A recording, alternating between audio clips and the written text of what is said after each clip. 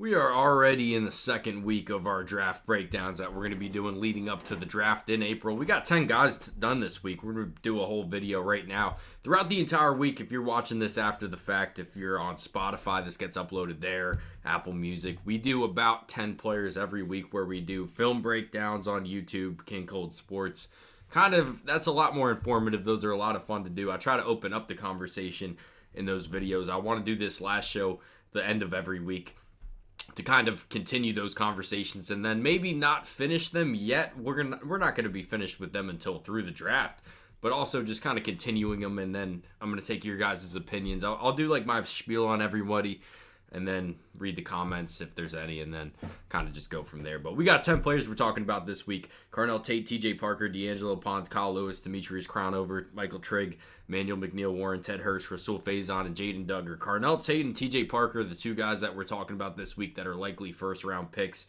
Everybody else, I'd say day 2 or day 3. I don't think any undrafted guys, and some really interesting conversations are going to be had about some of the guys that we're talking about. Not as first-round picks, but we'll get to them as we get there. You guys let me know any other day 3 guys you want me to talk about next week. I've done some film outside of the guys that I've done videos on, but for the most part, I'm not too caught up on every single player in this class, that's for sure. But we're getting there. We're going to just kind of chip away at it with about 10 to 15 every week. But we'll get started with Carnell Tate, the 6'3", 190-pound Ohio State wide receiver. So I really think that this guy's going to end up in the middle first round.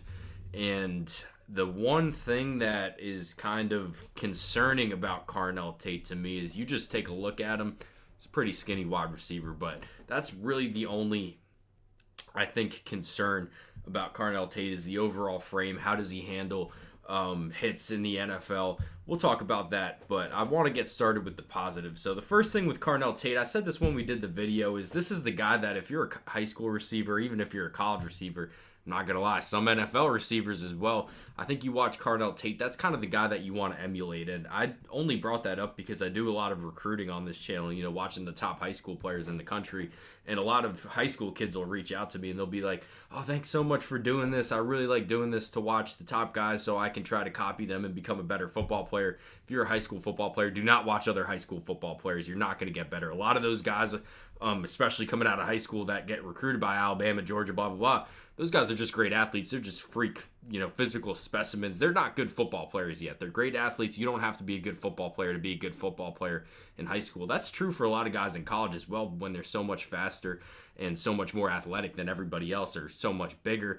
Then you draft them and then you just kind of have to turn them into good football players. Now, there's a lot of upside with those guys that are great athletes or physical specimens.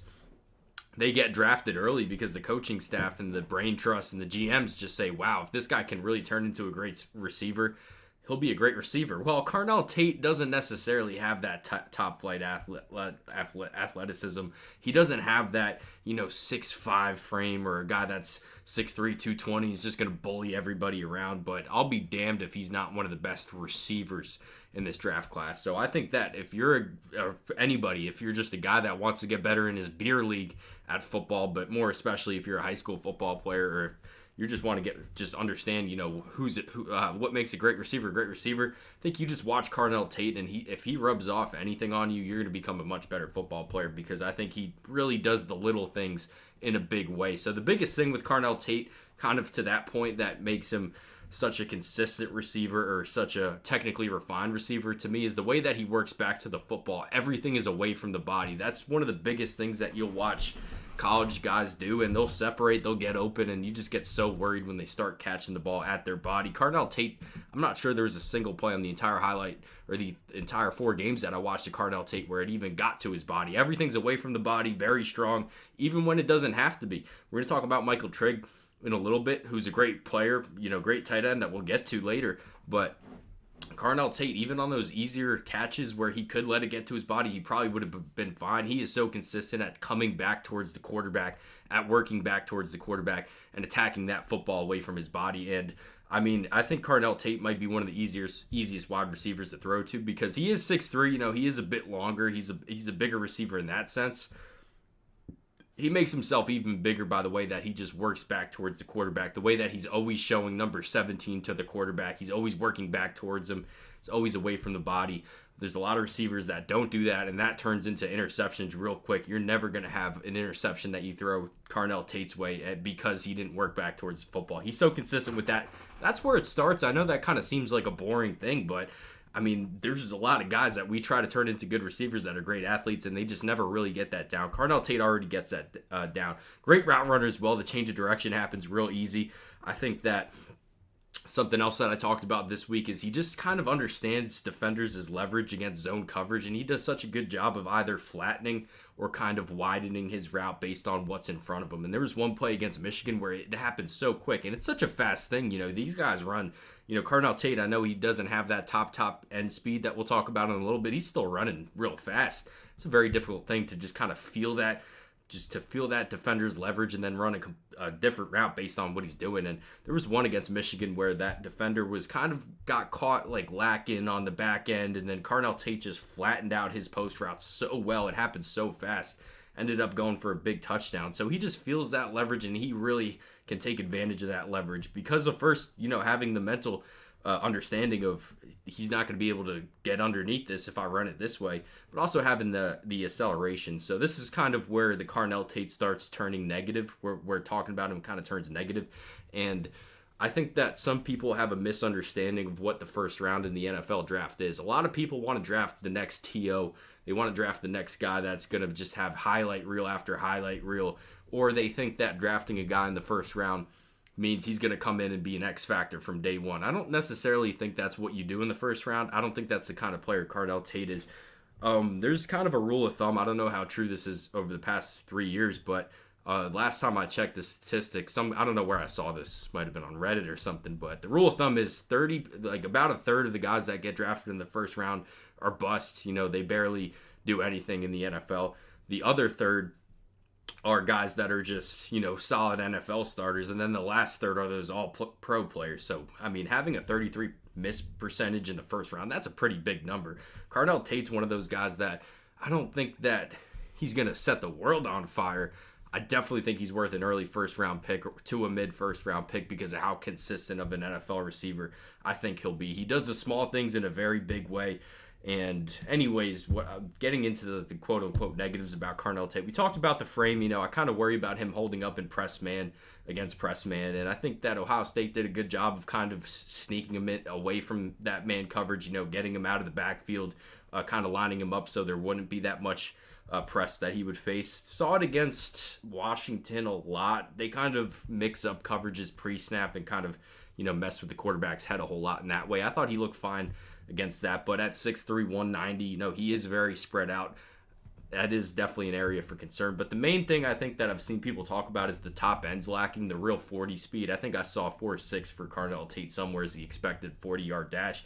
He doesn't look like it. This guy's definitely a field stretcher. Did that so well at Ohio State in 2025. You look at the numbers from 2024, he basically had the same amount of catches. In 2024, he had 52. In 2025, he had 51. Pretty much the same exact number, except he had 140 more receiving yards in 25. He also had 5 more receiving touchdowns in 2025. So I think he did a much better job of taking the top off the defense. And yeah, he doesn't have that 4.2, 4.3 Xavier-worthy John Ross straight line speed, but I think he's a lot more nuanced in the way that he attacks the downfield. First of all, we talked about the way that he understands the leverage and can attack that leverage. He also has the acceleration at about 10 to 15 yards, I think, to really press that advantage, to really take the top off of the defense. He did it so well in 2025. Every game that I watched, there was at least 1 or 2 plays every game, even if he didn't get thrown to, where you're just like, oh shit, Carnell Tate's wide open about 40, 50 yards downfield. So I do understand the concerns that, yeah, he might not run a 4.2, 4.3, 4.4, whatever, but I definitely think it's something that is just kind of what he is. I don't think it's something that's going to really hinder him from being an NFL receiver or a really solid NFL receiver. So I definitely think he has a skill set to be a very consistent NFL wide receiver. I think after I watch the other guys, I might be a bit more excited about them in the short term, but I'll be damned if Carnell Tate's not in the NFL, God forbid, barring injury, in 10 to 15 years because of how consistent he does the small things. So, yeah, I think any problem you have with Carnell Tate's just you not really understanding, or anybody just not understanding what the NFL draft is. I think this guy's definitely going to be a solid NFL wide receiver for a long time. We'll now talk about the other first-round pick we're going to talk about today. TJ Parker, 6'3", 265, really burst onto the scene as a freshman at Clemson, where he finished with 5.5 sacks. 2024 was really the breakout season for TJ Parker. I think he started getting mocked top 10 pretty regularly this offseason because he finished 2024 with 11 sacks, really got after the quarterback at a high clip that season. 2025, not the same season statistically that he had in 2024. He only finished with 5 sacks. You look at the PFF grade, people think he's not as good of a pass rusher on X as well. I saw some Clemson fans today, because he's been kicking ass at the Senior Bowl. Some Clemson fans were like, oh, where was this all 2025? And then they were like, yeah, he got his NIL bag after that 24 season and, just kind of stopped trying. I don't think that's what the story of the film tells. I understand PFF thinks he's not as good of a pass rusher in 25 as he was in 24, but you watch the actual film, I'll tell you right now about PFF, just to kind of not go on too big of a tangent. A lot of those people that watch the PFF, that grade for PFF, they're just guys they find off of X. They're just random, no-face accounts they just find off of Twitter. And, they have to watch so many goddamn games that, they just kind of can take whatever labor they can find. And you watch sometimes the PFF grades. I think it's good in the aggregate, when you're trying to first get an understanding of a player, but you have to watch the film and not really consider the PFF grade sometimes because it's just so off the mark. But I think that's a similar case with TJ Parker in 25. I think he got after the quarterback fine in 2025. Really love TJ Parker, and it's a really interesting conversation because this is a guy with that if I would have watched him 2 seasons ago, I would not have liked TJ Parker. And there's kind of, again, back to that conversation we had with Carnell Tate. It's about drafting good football players or drafting good athletes and turning them into good football players. TJ Parker is a guy that does not have those athletic traits that some NFL teams are going to covet. That first step is not, what Cassius Howell has or some other guy. The flexibility around the corner is not one of the best. I think he's definitely a guy that got after the quarterback a lot of times because of the power that he has and the hand use. I think that some NFL... I'll talk about TJ Parker and then I'll talk about him later. So he's such a powerful football player at 6'3", 265. I know that we're going to be talking about Ruben Bain being 6'3" and that being a bad thing. The 6'3" is not a bad thing. The arm length is a bad thing. TJ Parker has a lot longer arms than Ruben Bain. Not going to talk about Ruben Bain right now. We'll have time for that. But TJ Parker at 6'3", he's a very powerful football player because he has that natural low center of gravity. Definitely a guy that takes the weight room serious. You can just kind of see when he punches with his hands, that offensive lineman reacts very violently. He holds a lot of power. And at 6'3", you'll just see it like flow from his feet all the way to the upper body when he really just kind of sets the edge as a edge defender. I'll talk about that later. I want to start with the pass rushing stuff. So very powerful bull rusher. Right now, TJ Parker has a whole lot of moves, and they end up in a lot of pressures on the quarterback. The first move is him just going through your face as a bull rusher. He does that so well because of that power. Really, like I said, it starts from the lower body. Then he has those arms to just kind of fucking go like a tractor or one of those prowler things that you see in the weight room, where you just kind of lower your body, just drive it through. TJ Parker does that so well. So that's the first move that he has. And when you watch film, you could just see the offensive tackles get so worried about giving up their midsection, him just going through them, that they're going to kind of start to tense up. Well, that opens the outside of TJ Parker. So TJ Parker doesn't have great flexibility around the corner, but when you think about why getting around the corner is so difficult, it's because a lot of offensive tackles have that arm length and they can really protect their outside shoulder with their arm length. Well, TJ Parker almost has the hand use and the hand power and the hand violence and the hand technicality to really render those arms useless. It's not really getting around an offensive tackle for TJ Parker. Sometimes it's just about him getting around a telephone pole. The way that he can just really time his punches, and he does such a good job where the offensive tackle's hands will be coming at him and it looks like it's almost in slow motion the way TJ Parker's hand is just in full force and just knocks it off. I think he does such a good job of using his hands and working them into a pass rush move that it's almost like he's just trying to get around a telephone pole, where you don't have to be too flexible to do that. I think me and you can go walk out into the parking lot right now and get around the telephone pole. Might not just be as fast as TJ Parker, but we can do it.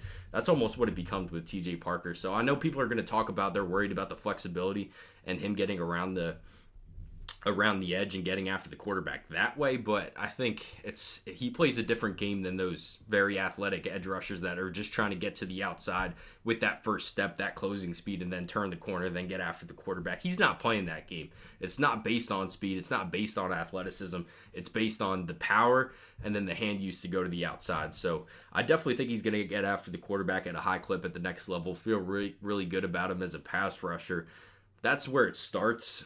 It continues with him on the rundown. So he's a very good run defender. That same power that showed up, in an attacking mode also shows up statically, where he's just trying to set the edge and, just be a run defender. He does a real good job of that. Bull rush, there's a couple times on the tape where he just put that offensive tackle into the backfield, about 3 yards in the backfield. The running back was trying to run there, but there's two offensive linemen butt cheeks in his face because TJ Parker just kind of manhandled him into the backfield. He has to cut it, and then the linebacker flows and makes the play. So I think TJ Parker is a very good run defender for the same reasons that he's a good pass rusher. Shows up on the run downs as well. The power, the overall static strength also, which he does very well, and he's still working his hands at the point of attack to make the plays himself as a run defender. So not only a guy with 3 down value, I think a guy with plus 3 down value. That's why he's getting talked about as a first round pick. So why are people not as excited about TJ Parker, despite him having that in his back pocket? A lot of people get a lot more excited about upside. So the kind of trade-off with TJ Parker is, there's other guys out there that are going to be longer. They're going to be better athletes. They're going to be more flexible. There's some teams that are going to value. They're going to tell themselves, okay, this guy, if we can get the hand use down, he's going to be a lot better than TJ Parker because TJ Parker has those athletic traits, or TJ Parker has those athletic deficiencies. So then the game kind of becomes, we're going to turn this great athlete into a better football player than TJ Parker. But that is a very difficult thing to do because it's just kind of assuming, his hand's just going to get better. It's a lot of assumptions that you're kind of working with. The same stuff that we talked about with Carnell Tate. You're just kind of assuming a guy's going to get better with hands at the catch point, or just better hands, or just become a better technically refined receiver. There's a lot of coaching that has to go into that, and there's a lot of guys where it just does not work out, and they just never turn that athleticism into actual football skill. I think TJ Parker's a guy that I think he's got a very high floor, because even if he can't get after the quarterback because of those athletic stuff, by the way, you're still getting a great run defender. Really think he's going to hold up in that regard in the NFL. So it's interesting. There's no right or wrong question, by the way. It's about the front office's approach. I think the value with TJ Parker, me making the case for drafting this guy early in the first round, is that even if the pass rushing stuff doesn't work out, if you're drafting a guy that's a better athlete than him, he's not going to become a better run defender than TJ Parker, because of that strength. That's a very rare trait that he has, is that leverage plus the arm length and the overall strength. 6'3", on the shorter end, but not on the less length end. The arm length kind of makes up for him being shorter. He's a lot closer to 6'5", 6'6". I think when we see the arm length, him being 6'3", does a very good job keeping a low pad level, turning that into leverage, turning that into run defense, turning that into runs for loss, because he does such a good job of that. But yeah, I'm telling you, 3 or 4 years ago, I would have hated TJ Parker because of the athletic stuff, but you just start watching more football and you start seeing more of those athletic freaks never turn into good football players. You start appreciating the TJ Parkers of the world a whole lot more, because he's already a very good football player. I think he's a guy that, the strength's going to hold up in the NFL for sure. So feel good about him on all 3 downs. Feel good about TJ Parker.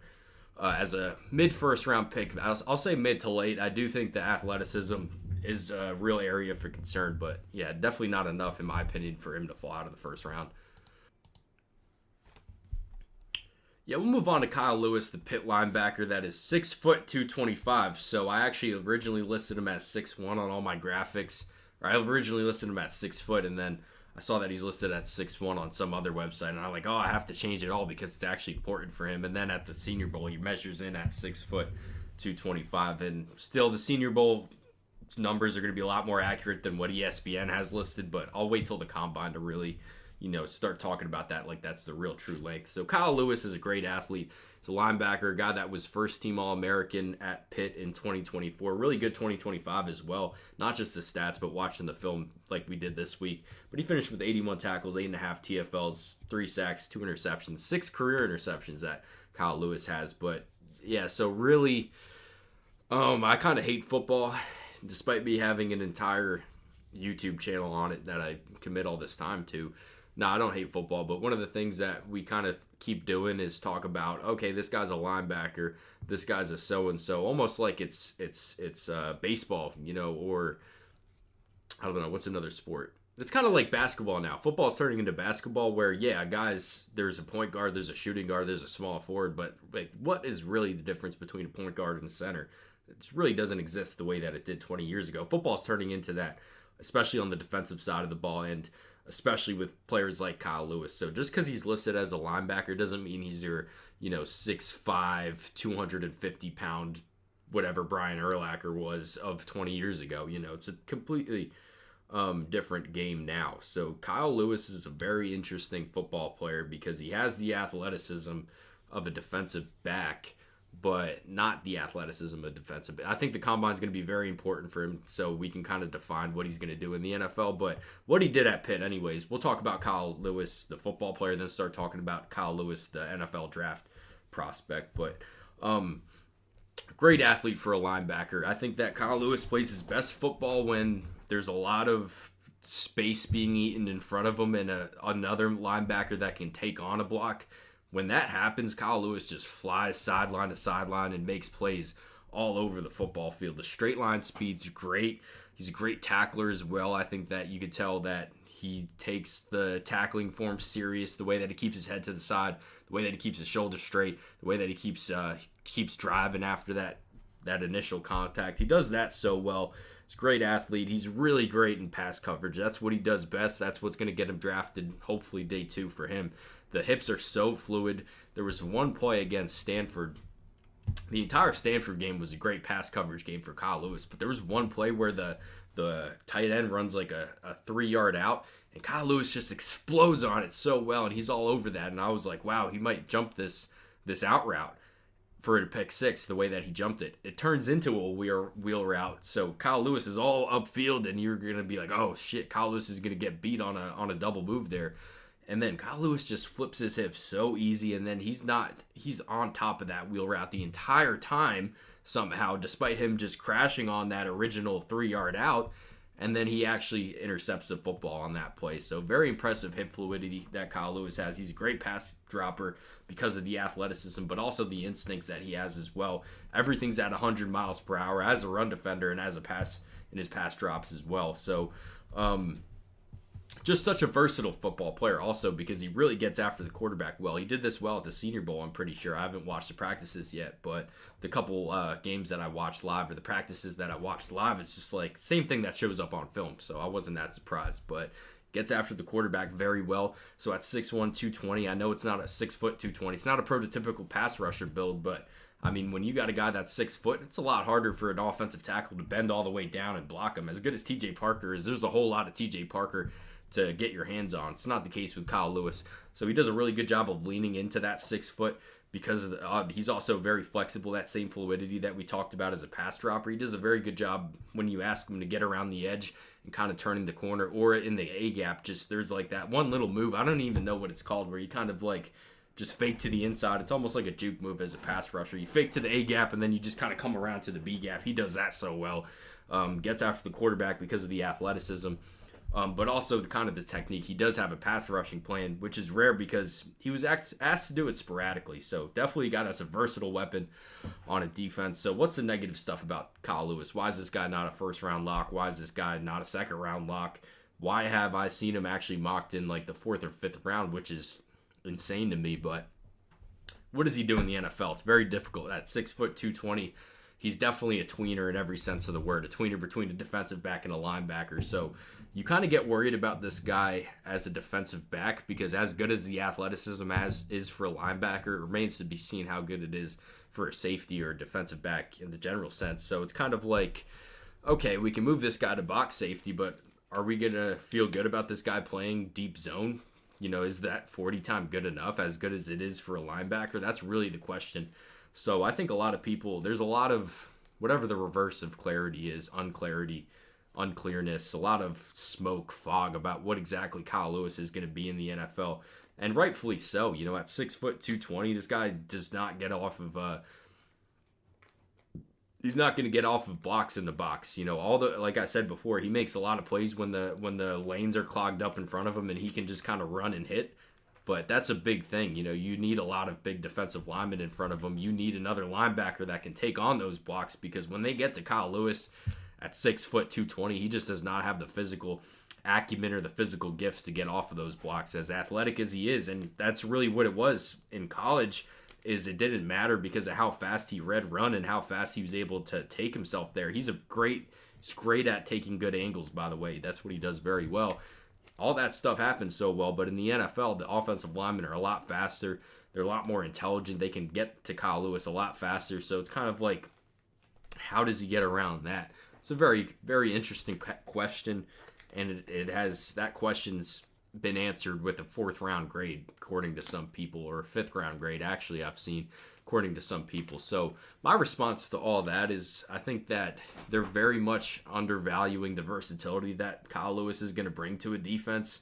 And that versatility, I think, trades pretty expensively in the NFL draft. So I think that despite all those question marks, there's a lot of exclamation points, or a lot of at least periods in Kyle Lewis's game, because of, you can line him up on the line of scrimmage, you can line him up as a defensive back, and he does all that very well. While he might not be a guy that's ever going to be a 10-sack player in the NFL, he might not be a guy that's going to, be an all-pro as a safety, because we don't know about the athleticism yet.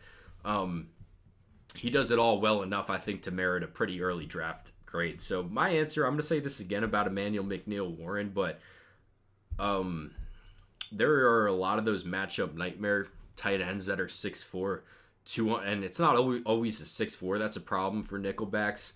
It's sometimes the 240 pounds where they can just kind of power through a nickelback.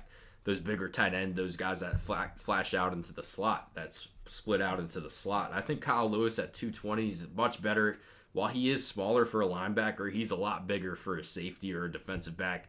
He has that functional strength to kind of absorb all those tight ends, and he did that on film well. He guarded tight ends well. He covered tight ends well on the film. So I kind of think that's the answer with Kyle Lewis. Is, I don't know if that makes any sense, but they've been talking about converting him to full-time safety. I think that in 2025, 2026, it's not just a linebacker. In that 4-2-5, that nickelback's basically a linebacker, is basically a D-back also.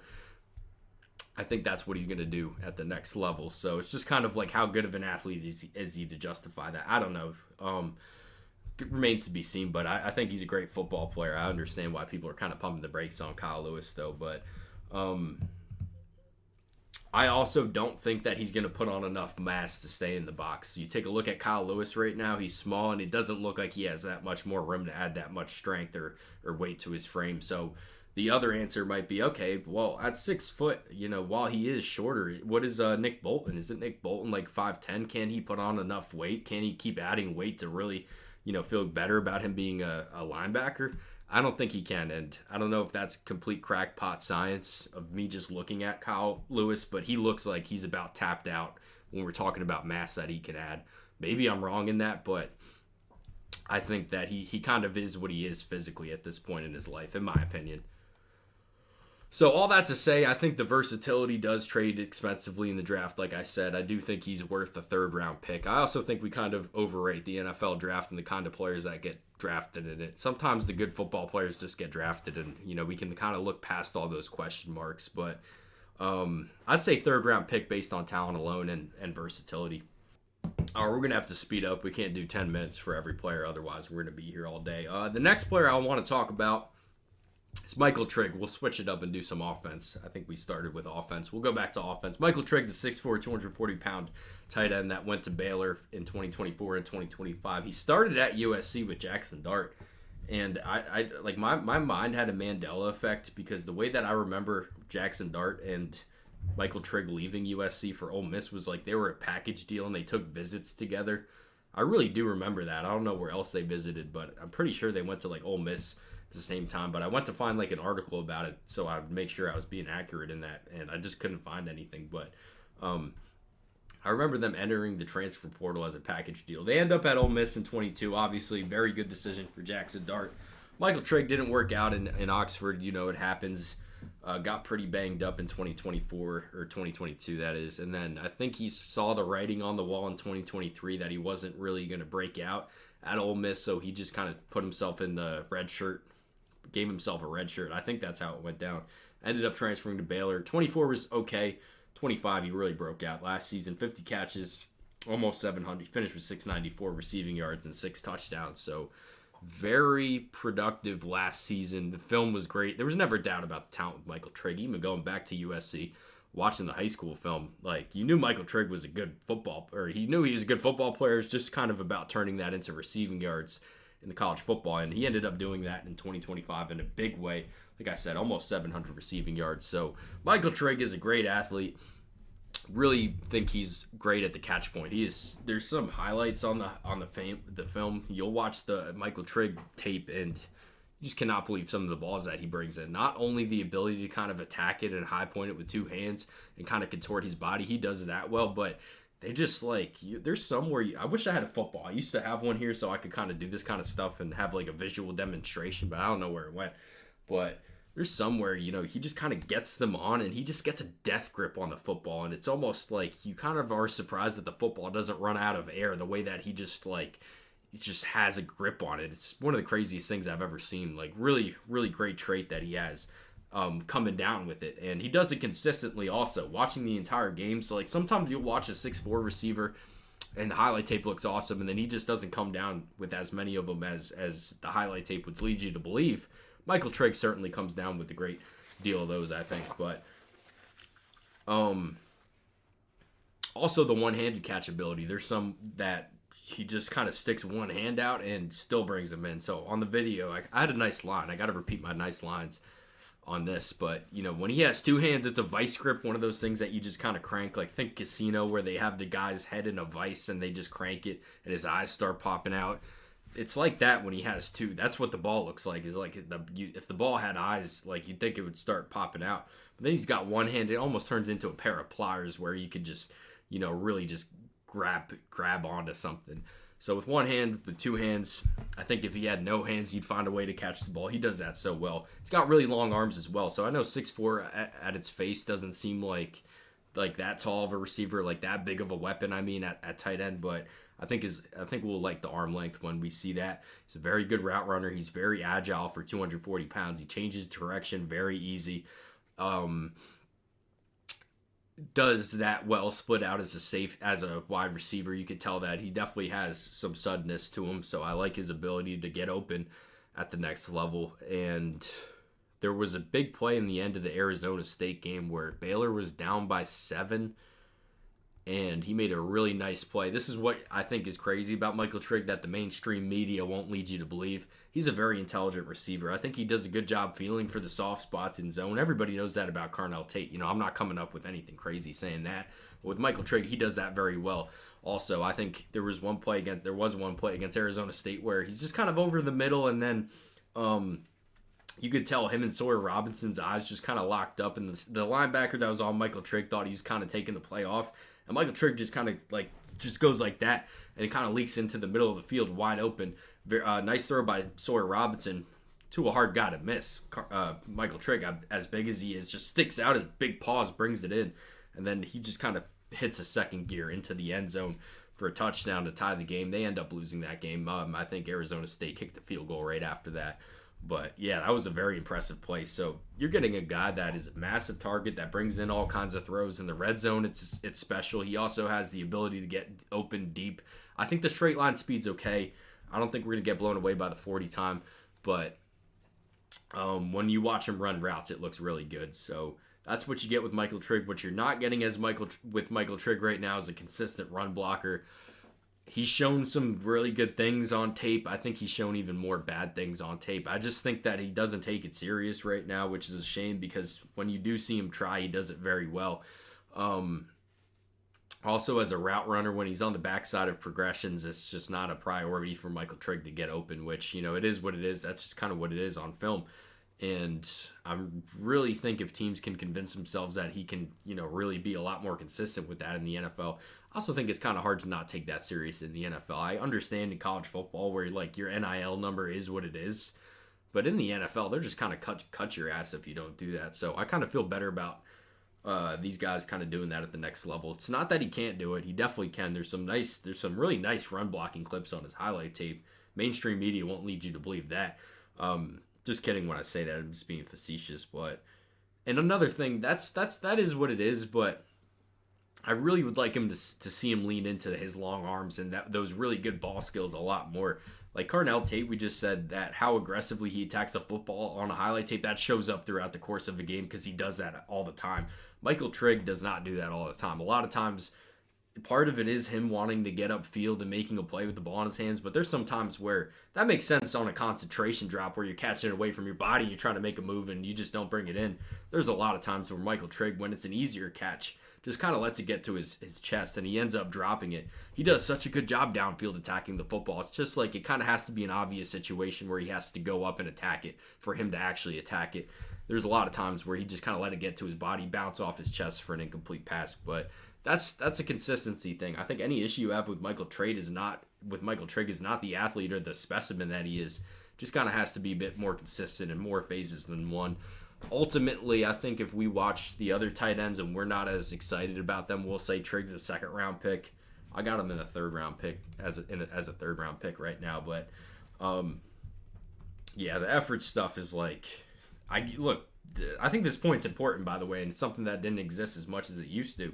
But when you're getting paid in college now, they kind of just give out NIL contracts like it's candy. You don't have to be that good to get a whole lot of money. So – yeah, you would like Michael Trigg to be a better run blocker, but at the same time, I don't think any college football team, if he entered the transfer portal, would be like, yeah, we just can't give him this money because we need more as a run blocker. You know, if he's going to be in the NFL as a receiver the next year, college football team's going to sign up, like that. Now, in the NFL, the dynamic's kind of different, of course, because you can get cut at any second. If he does not give you enough as a run blocker, if he's not good enough to be on the roster, they don't worry about they'll just cut you. They got other guys. We're watching how many tight ends in this draft. There's a lot of guys out there to just, if they can contribute in that, they'll pick them up and just cut Michael Trigg's ass like it was nothing. But third round, this is what I said in the other video. If I interviewed him and I felt good about the personality and that he would start buying in as a run blocker, second rounder, just don't have those resources yet on this channel. We'll go back-to-back offense again. We'll keep it with receiver. Ted Hurst was another guy that we did this week. Georgia State receiver. Started at Valdosta State. Two really good seasons. I was kind of surprised to see how good his 24 was because he finished with almost 60 catches, almost 1,000 yards, 9 touchdowns. Usually if you do that at any Division I level, at any FBS level, you usually get a bag from an SEC school. I think that if he would have entered the transfer portal after his 24 season, there was some division, some Power 4 team that would have given him a whole lot of money. So Ted Hurst came back to Georgia State, and he had a really good season again, finishing with 71 catches, 1,000 yards. I got 6 receiving touchdowns in 2025. So how is he as an NFL draft prospect? What does he do well? Kind of a typical 6'3" receiver. Somebody said George Pickens, and I think it's kind of a good comparison. He's so good at the catch point, very flexible.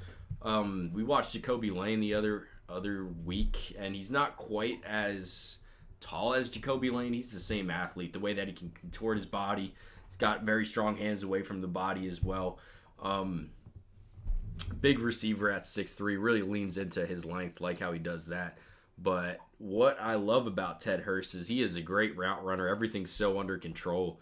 The change of direction is very sudden. Really feel good about him getting open at the next. It's just kind of the same conversation that we had with Jacoby Lane. It's like, how good is the 40 time?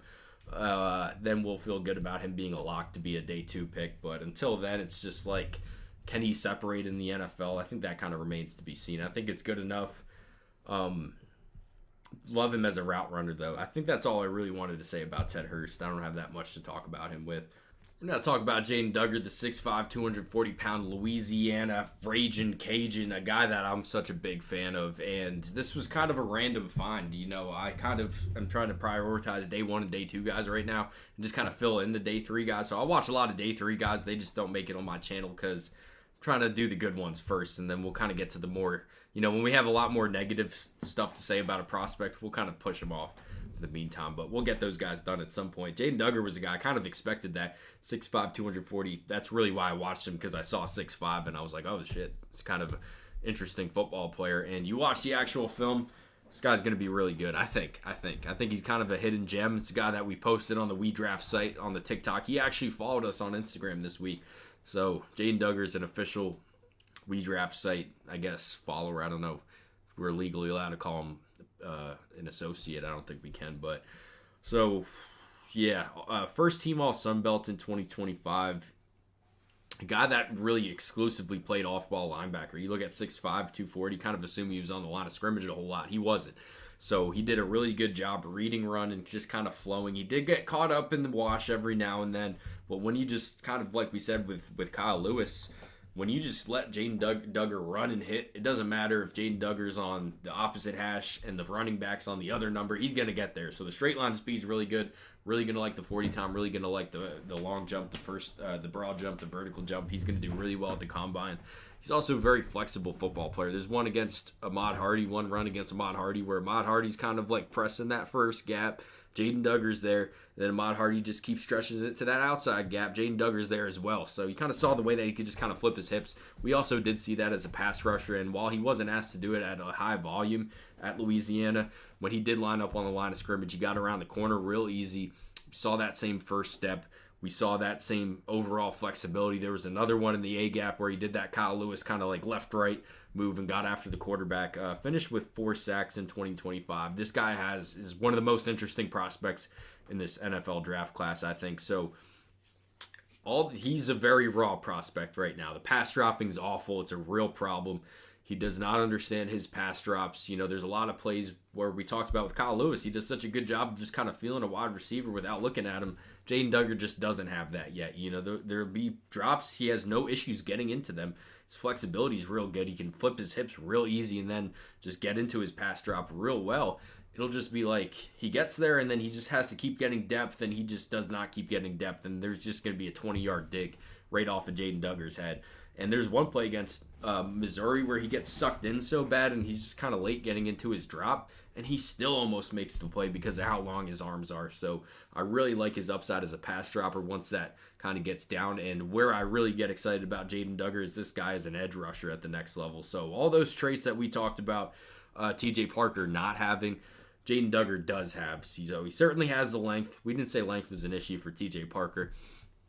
But that first step, I think, is going to be real good when we start lining them up on the line of scrimmage and just tell them to come off of the ball, and then the flexibility to get around the corner, and then that length to really, he doesn't have to get home to really affect the quarterback. There's one play again against, I think this was ULM, the Warhawks.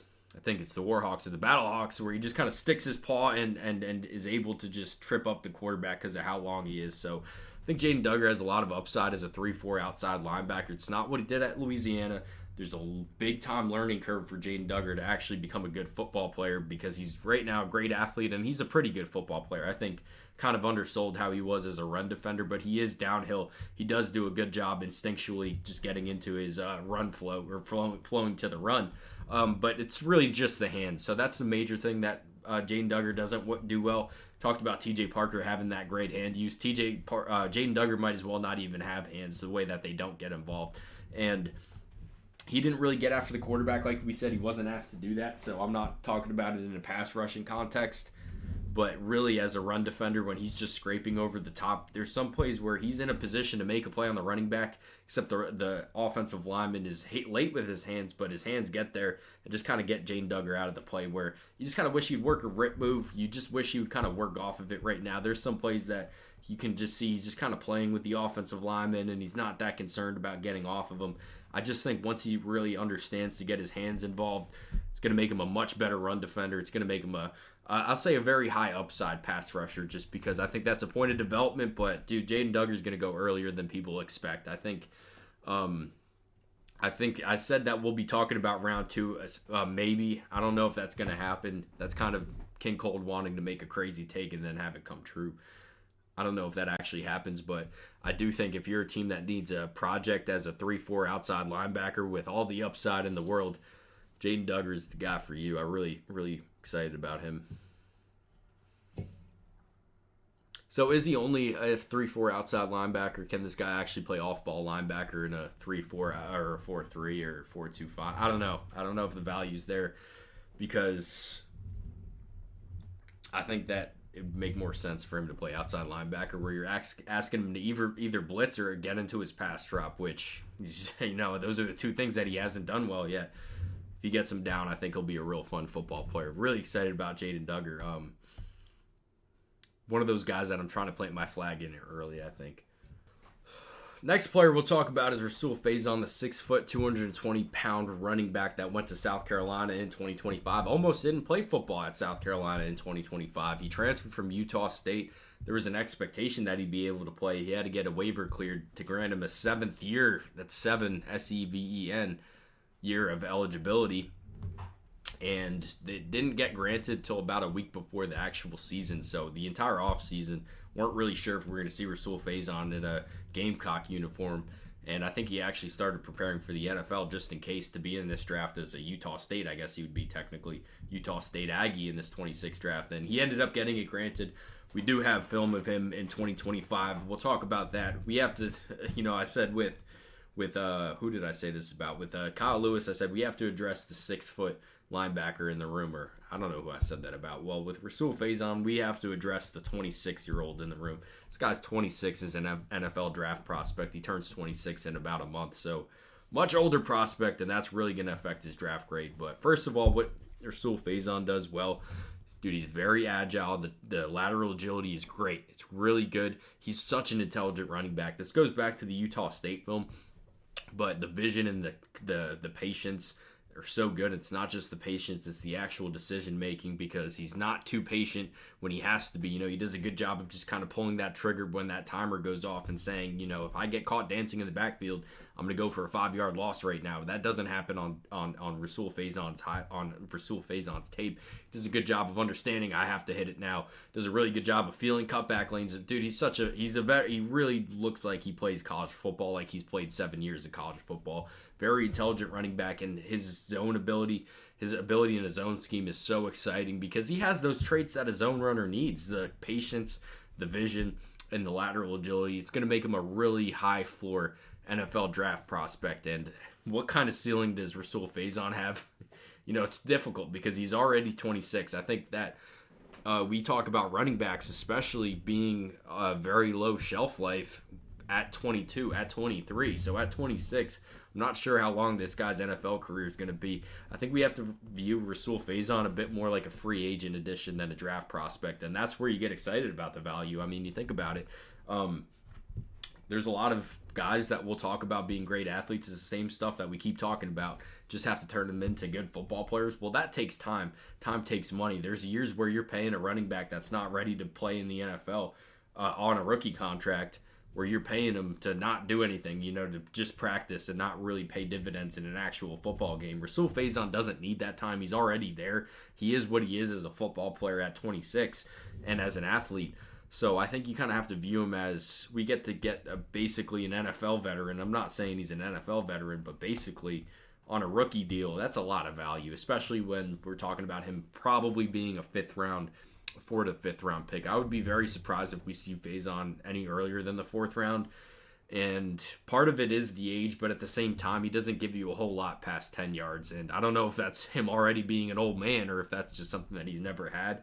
But even going back to Utah State in 24, as good a season that he had, he finished with 1,100 rushing yards. Not a single one of those runs that he had in 24 was longer than 37 yards. And I know that's just a stat, but watching the film, as soon as he gets to 10 yards, he's just not explosive. He doesn't have the long speed to be a home run threat at all. It's one of the worst, I think, that we'll talk about for a guy that's such a good athlete in the first 5 yards. I think he is explosiveness to hit those initial holes, that first trigger.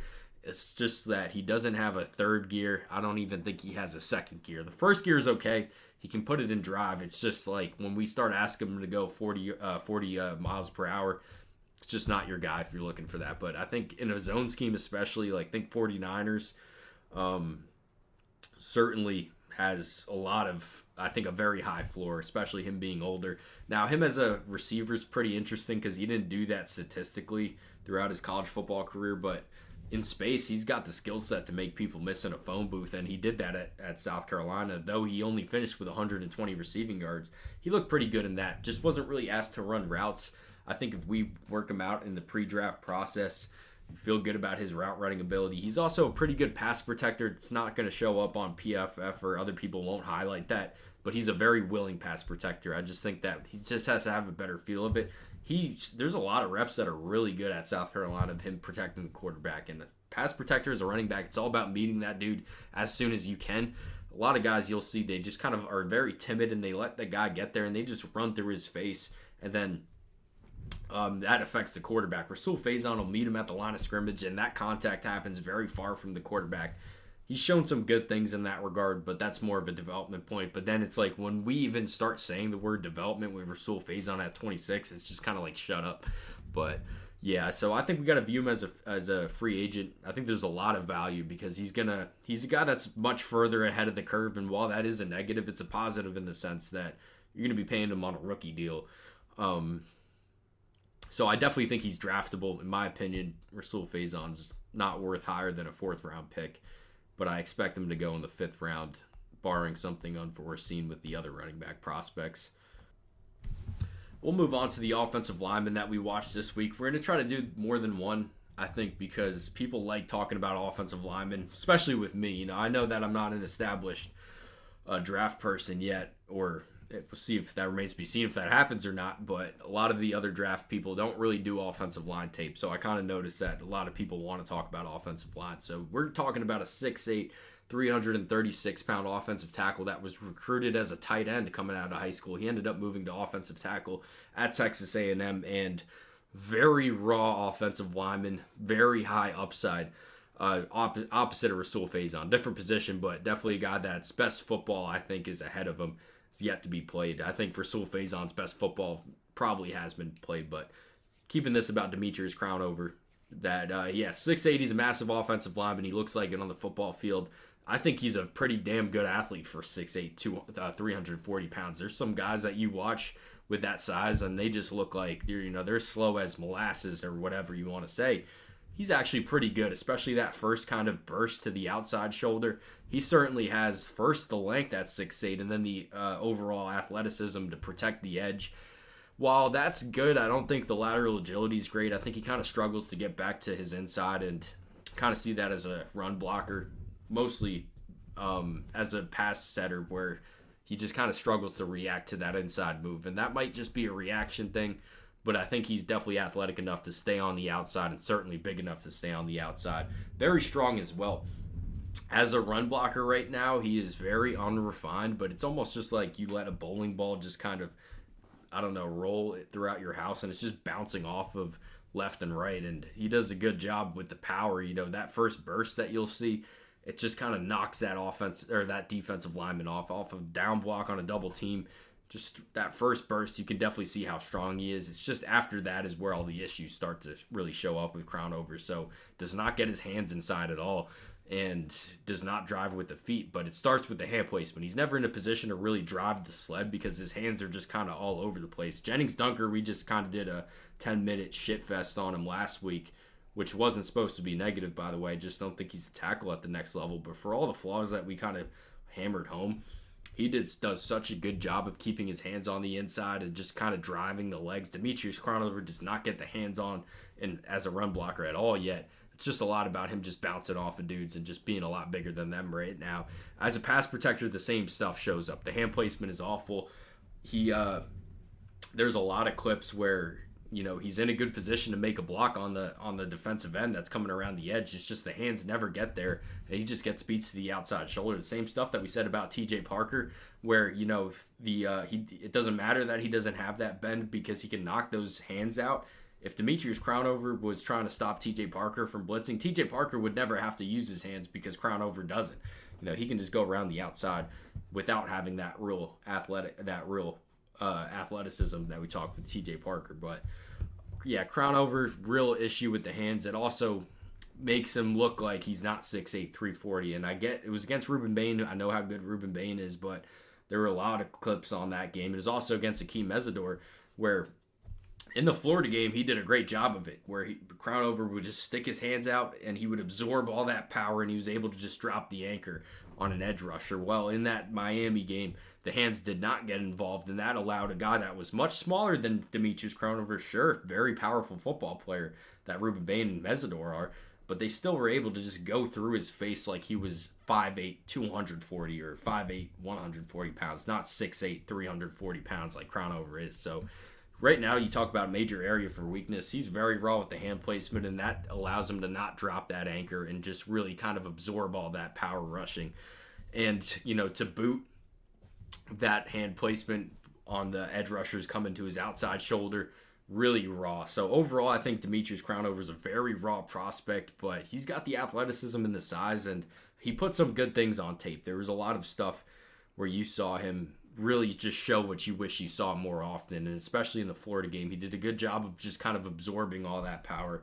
Against Miami's really where it turned its ugly head, and he first put himself on my radar against Texas and South Carolina because Texas had Colin Simmons, a guy that I watched, and then about 2 weeks later, I might be getting it backwards, but within 3 weeks they played Dylan Stewart in South Carolina, Colin Simmons in Texas. So two really premier speed rushers. I was really surprised the way that Crownover wasn't getting beat by speed at 6'8", 340. He was pretty much exclusively getting beat on, not getting his hands involved or not reacting to the inside. So I think that's where I really started getting kind of thinking about his long-term upside. So all that being said, I think 4th round pick right now. He's been having a really good Senior Bowl in live time. The practice is going on right now.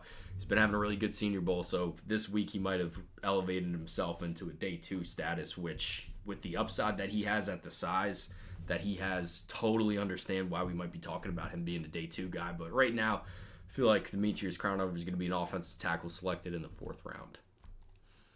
We got 2 defensive backs we still have to talk about. We'll start with D'Angelo Ponz, the Indiana defensive back, and at 5'9", 170 pounds, you kind of know what the negative is going to be with him. Definitely undersized guy, but I really don't think it's that big of a problem with D'Angelo Ponz. So I'm going to be dating myself, and maybe if you're an Indiana fan, you'll remember Rashard Fant, but he was a really good defensive back that they had. I want to say this was definitely Tom Allen. It was like the Jared Lago team, I think Lego and Simi Cobbs. This is a while ago that I'm dating myself, but very undersized corner guy that was just he had a lot of heart, and he just really played a lot bigger than he was. D'Angelo Ponz plays a lot bigger than he is, but I think that he's a lot bigger than people are kind of giving him credit for, and I don't mean that he's big in the sense that, he's wide, because he is kind of short, or he's kind of small. What I'm trying to get at is I think his arm length's a lot closer to 5'11", 6 foot. And I keep saying that, but every time I watch the film, I'm just like, his arm length doesn't look like a guy that's 5'9", and it doesn't. I don't think I've really ever seen the length be an issue on the film. It's just more at his size. When you got a receiver that can move at 220 pounds. Just going to run right through D'Angelo Ponz at 170s. But I've never really been worried about the 5'9", because it's not really 5'9". But I do think that the 170 is 170. That's a major area for it. That's an issue with D'Angelo Ponz. Really showed itself in the Ohio State game, the Big Ten championship, where, again, you're going to hear me compare people to Ruben Bain, and you're like, oh, yeah, but that's the guy that's going to go in the 1st round. The only issue I really saw with D'Angelo Ponz was against Jeremiah Smith. That's a guy that's going to be going, top 5. And we said this with Jermod McCoy last week, so I think this number 4 at Ohio State's pretty good. But yeah, he just kind of blew not past D'Angelo Ponz, just blew through him because of how strong and big he is. And that's kind of what you worry about with Ponz, but that's kind of where you stop worrying about Ponz. That's the only real issue with him. He's so physical as a run defender, really just definitely willing, and then good tackling form as well at 5'9", natural low center of gravity, definitely uses that. Now, the athleticism is great. His hips are so fluid. I really love D'Angelo Ponz in a zone scheme. That's what he did a lot at Indiana. Man-to-man, I think, kind of remains to be seen. Didn't see it quite as much. He's got great instincts in zone coverage, going back all the way to JMU. Guy with 7 career interceptions, so feel good about him. But 33 career pass breakups. Zone instincts, I think I talked about that. We saw that at the beginning of the Oregon game, way that he jumped Dante Moore, and That ended up going for a pick six. The long speed's really good. The way that he can flip his hips in zone coverage and cover three and just really get back there. He's a very difficult guy to get on top of. And I think that's why he really allows that 5'9" to not matter as much, because he's not very rarely in a position where the receiver's behind him and he kind of has to get back and get his hands up. A lot of times, especially in zone coverage, he's on top of that route the entire time. And that makes him a lot bigger than he actually is, I think, because he's the one kind of controlling the play and the outcome of it. So I think he does good at that. Is a guy that I'm not sure how many times he's been flagged for pass interference. I don't have that written down, but definitely a guy that is aggressive in his coverage, and especially in man, and that just kind of borders on holding and kind of goes over the top sometimes. That's something else I saw with D'Angelo Pons, but on the whole, very excited about him. I think the expectation is, with how physical he is and at his size, probably going to be a nickelback in the NFL to start his NFL career, where you can kind of hide him from those bigger 6'4" wide receivers. And he certainly has the hips to match up those kind of slot receivers that, you really feel good about them underneath. I think D'Angelo Pons has the hips to kind of match up with those kind of guys. And again, at 5'9", you can get him away from those bigger receivers. And of course, at 5'9", there's also those bigger slot receivers, those bigger tight ends that split out as a slot receiver, like we talked about, that Emmanuel McNeil-Warren and Kyler Lewis matchup against. This is where D'Angelo Pons comes off the field or doesn't play slot receiver, because he does not match up good with those bigger tight ends, that's for sure. But that's really all it is. So I do think we see second round for D'Angelo Pons. I mean, he's just such a good football player that there's some other guys that, the other nickelback that we've talked about so far was Keontae Scott, and I keep asking myself, who do I like better between Pons and Keontae Scott? And I just don't know where I'm at between those two right now. Those are the two nickelbacks that we've watched so far. McNeil-Warren's a bit more of a box safety. We'll talk about him soon. And then Jermon McCoy, definitely not a nickel at the next level. Definitely a guy that's going to start his career on the outside. I think D'Angelo Pons, I read somewhere, you start him at nickel and then eventually move him to the outside if you feel good about that. I'll just kind of bump that. I think it was NFL Draft Buzz said that. But Pons, yeah, I feel good about him in the second round, but of course at 5'9", cards are kind of stacked against him, but I feel good about him. I think the athleticism's so good. Like, I really wish the NFL draft was 2 months later than it is, because I wish we had more time to kind of talk about the combine numbers, because that's such an important evaluation thing. And we just don't have the time to wait until the combine to start talking about guys. So if there's any issue with D'Angelo Pons' athletics, I don't think there will be, but he just, at 5'9", he really has to have a good combine, because it's the same thing with Kyle Lewis. When they're both undersized, and then we have to worry about the athleticism also, that's where it's going to get ugly for those two guys. But Pons I have no issues with. I think Kyle Lewis is just he's going to be playing deep. I don't know.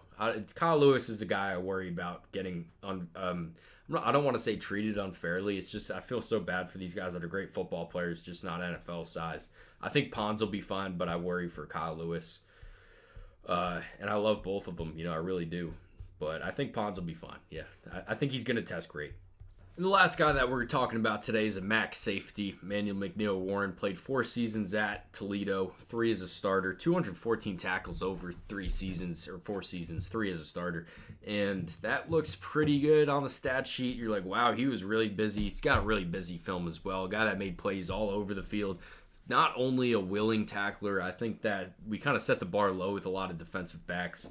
And we kind of say, okay, are they willing to get after it? McNeil-Warren is not willing to get after it. He is happy to oblige. He's happy to get after it as a run defender. So he's definitely going to – I think he's a box safety at the next level. That's really what everybody's talking about. But really think he's very fast to add himself into the box. There's a play against Kentucky on a short – it's 1st and 5 at the 5-yard line, at the 10-yard line, and looks like it's a touchdown, right? As an offensive scheme – you can't really account for more than 7 in the box. If there's more than 7 in the box, you're not running into an 8-man box. You're throwing it.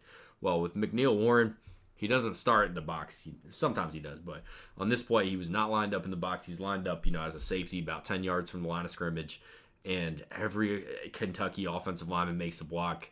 Looks like it's going for a touchdown.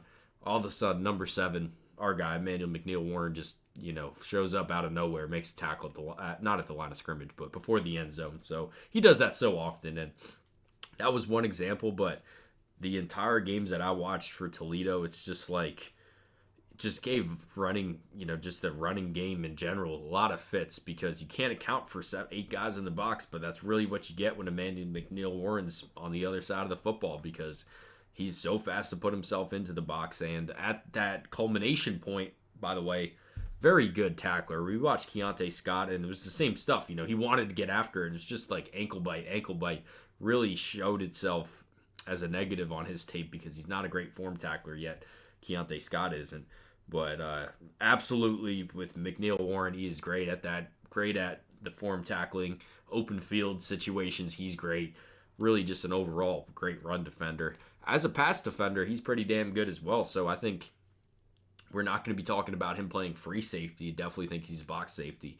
Don't think he's a guy that you want as a single high too often, but I do think he has the hips and the overall long speed to be a deep safety, and feel good about him kind of getting underneath deep post or something. We saw that against Kentucky, where he flipped his hips, had the long speed. Really good job at doing that. So box safety with the athleticism to not get exposed on the back end. That's for sure. So also like him at 6'2", 202. We talked about it a couple times this video. Those big matchup nightmares that Kyle Lewis can handle, D'Angelo Pons can't, McNeil-Warren can too. Hasn't done a whole lot of man-to-man coverage at Toledo. Not something that he has a lot of experience in, but definitely think that's going to be a major thing that he'll do in his NFL career, because he has the athleticism of a defensive back with not the size of a linebacker, but pretty close to the size of a linebacker. A lot bigger than those other nickel backs like D'Angelo Pons that will be kind of asked to guard them situationally. So like that.